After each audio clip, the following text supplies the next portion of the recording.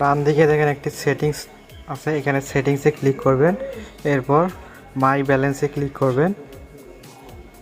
Click করার পর আমরা এখানে দেখেন অ্যাড ব্যালেন্স নামে একটি অপশন আছে, আমরা এটাই ক্লিক করে দেব। ক্লিক করার পর আমরা এখানে দেখেন রিচার্জ অ্যামাউন্ট নামে একটি অপশন আছে, সাইডে রিচার্জ নামে একটি অপশন আছে। আমরা রিচার্জে অ্যামাউন্টে এখানে টাকার পরিমাণ দিয়ে দেবো এবং রিচার্জে ক্লিক করে দেবো। ক্লিক করার পর এখানেই কিন্তু আপনারা অনেকেই ভুল করেন, এখানে বিকাশ উপরেরটাই সিলেক্ট করেন, এটা সিলেক্ট করা যাবে না, এই মাঝের বিকাশ পেমেন্ট যেটা আছে এটাই সিলেক্ট করতে হবে। আমরা 2 নাম্বার অপশনটিতে সিলেক্ট করে দেব।